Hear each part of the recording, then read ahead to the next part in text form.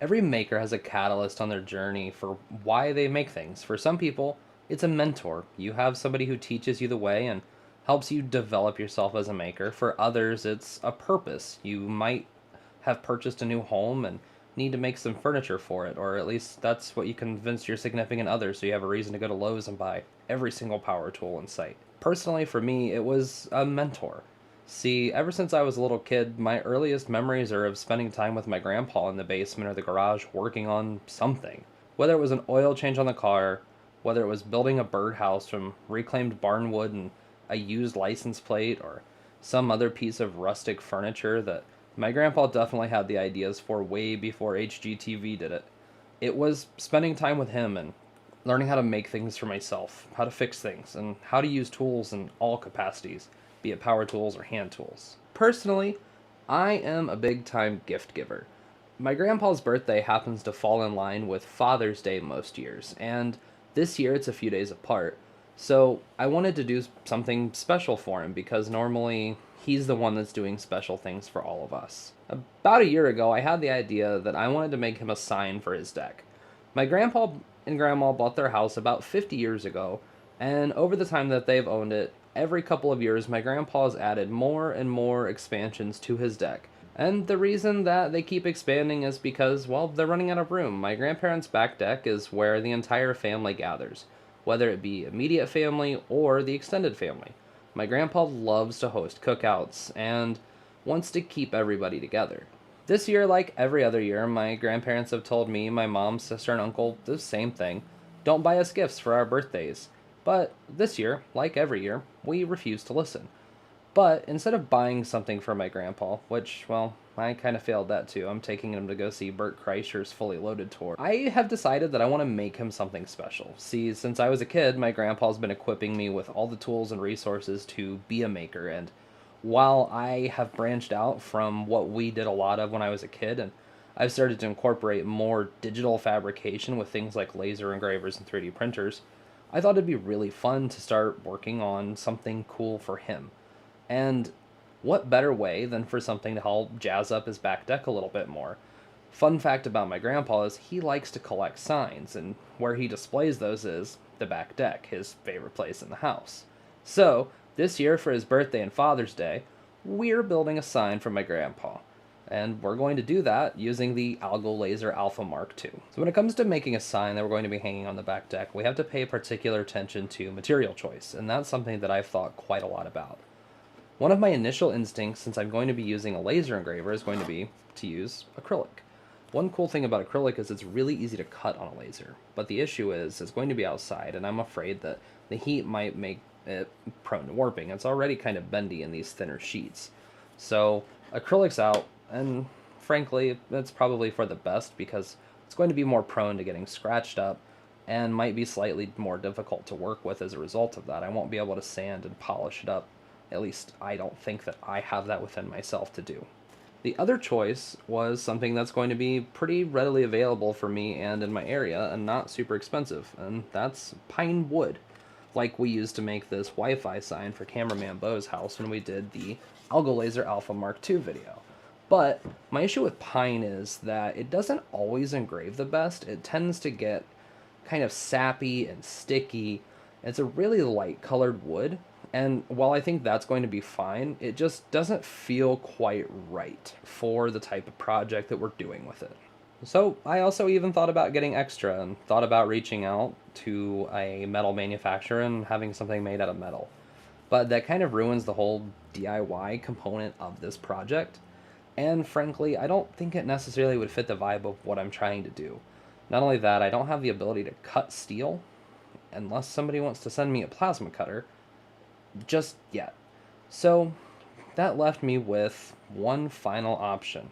I rated the scrap bin based off of some past projects that I've done, and I landed on this absolutely beautiful chunk of walnut that's an offcut from some cutting boards that I made a couple of years ago. The reason that I think the walnut is the perfect choice is because it's a really rich colored wood, and I'll be able to do something light for my engraving backfill to make it just really pop and stand out. Speaking of the backfill, we have a few options for that. We could paint fill it or we could epoxy fill it, and I haven't done anything with resin in a long time, so what I opted to do was actually to use some epoxy resin, which I've actually used for some laser engraved wall mounted bottle openers before. As you can see on the picture, the white epoxy looks really, really good with this dark walnut. I actually bought that, and I believe it was a chunk from the same slab. Make sure when you're working with wood, you save your offcuts. So we've made our material choice, and we've made our backfill choice.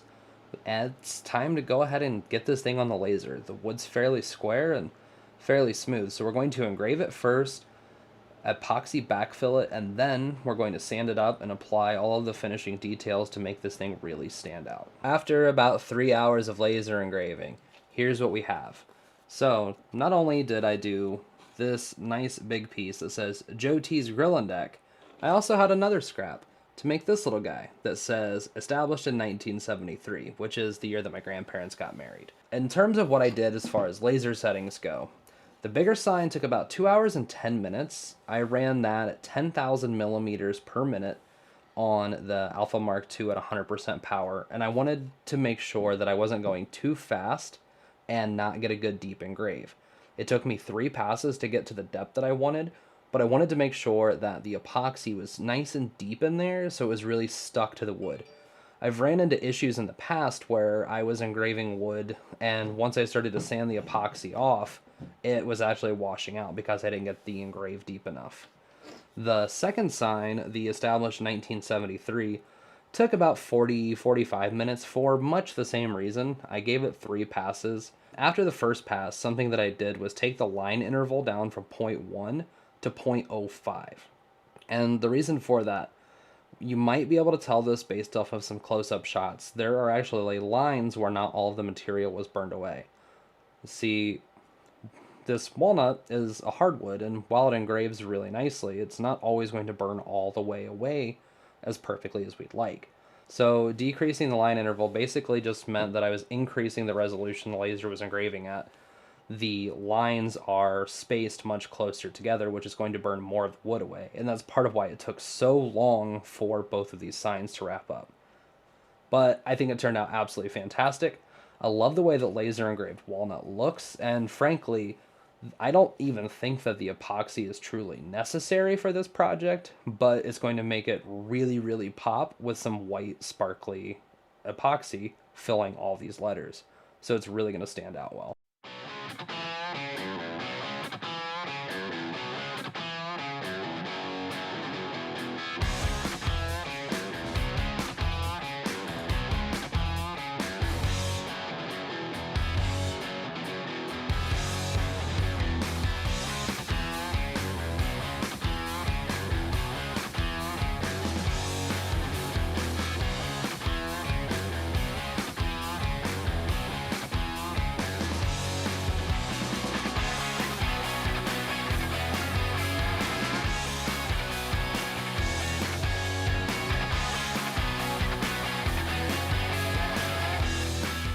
Trump's life goal is to make messes in my house.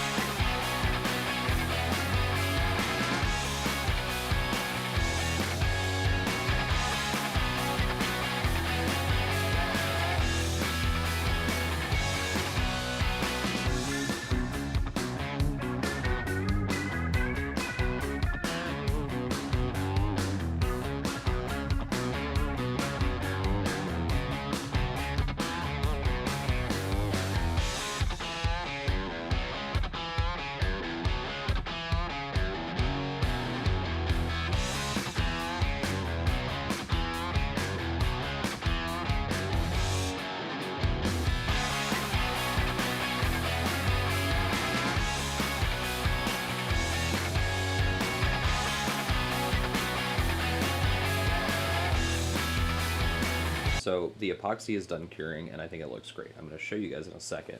The next thing that we need to do is actually go ahead and get these things sanded up, and then we can determine what we're going to do for finishing and actually being able to hang the sign.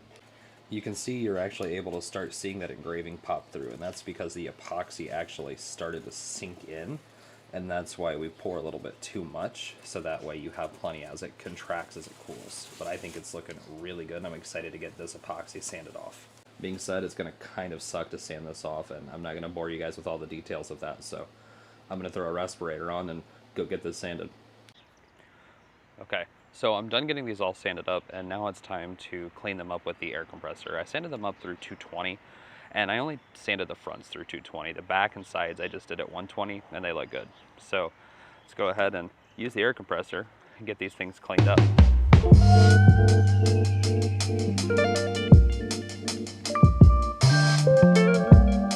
So the absolute star of this show is my 3M respirator that I bought. I got a Lowe's gift card for my birthday, and this thing is absolutely perfect. This epoxy dust is not stuff that you want to be breathing, and it's pretty gnarly. So being able to actually use this respirator, super big game changer. Now I think we're going to go ahead and get some finish on these and get them looking pretty. So we're going to be using some more of this polyacrylic clear satin, and I'm hoping it holds up outside well. It's not exactly outside rated, but we'll see. And I lost my little roller from our shelf video, so I'm just going to pour some on and use my brush to roll it on. The big thing here is you want to make sure that you got all of your dust cleaned off, so that way it doesn't just get soaked in. But once you get that finish started, that really is just making this pop. Look at the beautiful color of that wood. Gorgeous. And this is going to have to be applied in multiple coats, but it is really just making that epoxy just pop with that white mica powder. And I'm glad that I went heavier on the mica powder on this because it really sunk into the letters. And the reason that I had so much sanding to do with this is because I had to make sure that I poured the epoxy heavy, because it will soak in as it dries and cures, or shrink rather. It'll shrink as it cures. Just look how satisfying that is. That is some genuinely gorgeous wood. I love the look of walnut. I hate the smell when I'm cutting it and sanding it, but oh my gosh, once you get some finish on there, it is gorgeous. Okay, so the first coat of finish is on these things, and they are looking absolutely immaculate. The way this polyacrylic just pops against the wood is phenomenal. Look how beautiful. That white mica powder just sparkling in there. I am really excited for how these are turning out. We still have a couple of things to figure out though. We need to figure out how are we going to attach the bottom to the top, and then what exactly are we going to do about hanging this thing? How are we going to hang it from its intended place? So we'll have to do some brainstorming there and see what we can come up with while these dry. So we ran into a little bit of a problem, and that's going to happen with pretty much every project that you're doing. See, when I was applying the second coat of finish onto the back of the signs, there was a pretty good drip to the front of both pieces. And instinctively, when I saw this, my immediate thought was to try to pick it off, and what that did was expose the one underneath. Now, personally, I needed a little bit of quiet reflect on the floor time, and cameraman Beau made the good point that it's probably going to be fine. Unfortunately, I didn't really trust the process. I was frustrated with myself for being so careless with the finish and wasn't really happy with it. So I was left with a couple of options, and I was under the gun because as of filming this, Father's Day is tomorrow. So I had today to figure it out. And the resolution ended up being pick it off, apply a heavy coat on the front, and do your best to let it kind of dry and go from there. And honestly, I should have just listened, and it was fine. I didn't need the quiet sulk on the floor time that I thought I did. But I was frustrated because I want to make something really cool and really meaningful for my grandpa. He does so many nice things for me and everybody else around him. I thought it was important that this gift was perfect. But after stopping to think about it and heeding cameraman Beau's wisdom, I realized there's no such thing as a perfect product. Every single time you do something, there's going to be some sort of inherent flaw or minor thing that gets in the way, and frankly, it just kind of adds to the individual character of whatever it is that you're making. And at least in the case of a project like this, my grandfather is a pretty big fan of the kind of rustic feel, and this sign's going to be hanging outside in the elements, so it's probably going to get beat up and weathered and patinaed, so realistically, these couple of spots of finish that got a little bit globby and I panicked to try to fix are probably not even going to be the worst of the abuse that this thing sees, but that's going to be what adds to some of the charm overall. Now that we're embracing the whole beauty is flawed thing, let's go ahead and work on getting this thing hung up. So our signs are looking absolutely gorgeous. I'm pretty happy with how the surface finish came out, all things considered. And while I was at work today, I did some brainstorming on how exactly to attach the two signs and then hang them. So, of course, I did what I always do and went to go hang out at Lowe's after work. Basically, what we're going to do is we're going to be using some eye hooks. So, I got these smaller sized ones, which I was incredibly shocked to see my grandfather didn't have any in stock. What these are going to do is I'm going to bend one of these open, and we'll use a couple of these to hold the top to the bottom sign, and you'll see what that looks like. And to actually hang them, we're going to use these larger ones with some 35-pound picture hanging wire. Is this strength necessary? Not at all, but I think it kind of completes the look of the project we're doing. Let's go ahead and get these things together. We measured 1.5 inches on the outside of each end of the board to make sure that the little hooks are actually going to line up. So what we're going to do now is drill some pilot holes and make sure that we don't split the board as we're fastening our little screws in. So putting these little eye hooks or circle hooks, whatever in the world you want to call them in, is kind of a pain. They're kind of fiddly to get started. But a really solid tip I have for you is to take something thin enough to fit in. And once they're started, you can actually use it to twist them into place. Now, I already have my little hooks in the bigger part of the sign. And for how I'm going to be doing this, I do need the hooks to be perpendicular to one another, so that way that this smaller piece is actually going to be able to swing forward and backwards, because I designed it kind of to be a two-piece thing. Putting these hooks in is a lot easier doing this than trying to twist these itty-bitty things in by hand. Off camera, we went ahead and put in the larger eye bolts. We didn't feel it was necessary to show that again because we just did that. And we did that first because when we attached the second piece of wood, it would just be kind of flopping around, and we don't want that to happen. But what I want to show you is how easy it is to kind of adjoin these hooks by just bending them. So I'm just going to take my pliers here and bend one end of my hook open, so that way we have kind of this little corkscrew shape, and then we'll get it this one right here, and we're going to do the same. The hardest part is honestly just trying to grab a hold of that while filming, being aware of where the camera is. But once our two hooks are bent up, we can just swing that on. Oh, should have gone the other way with that.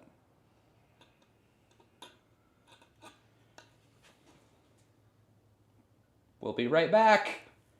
I'm super stoked. We got both pieces put together after some minor technological difficulties, and then went ahead and strung the wire through the top. Basically, we just ran the wire through and twisted it off at the end, and I think this thing turned out really freaking cool, and it does this thing. So when the wind blows, it's going to get nice and beat up and kind of develop a cool patina over time. And that's kind of the trend with some of the things on my grandpa's porch, is they start to get weathered, and things that build up a natural patina from the elements do tend to be just a little bit better because it makes it really unique. So let's go ahead and get this thing to my grandpa. Overall, I'd say that's another successful Father's Day in the bag. My grandpa has a really cool sign added to his collection, and it just adds a little bit more of him to his back porch. It's really cool to be able to make something for somebody who inspires me and kind of help teach me how to make things along the way. Without him, I wouldn't be nearly as interested in any of this stuff as I am. For goodness sake, he's the one that taught me how to use all the hand tools and power tools that I know how to use, and he taught me how to use a computer when I was just a little kid. So without that knowledge, I wouldn't have had the foundation to start learning about all these other digital fabrication processes.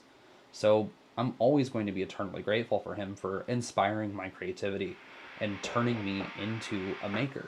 And for that, the only thing that I have to say is thank you.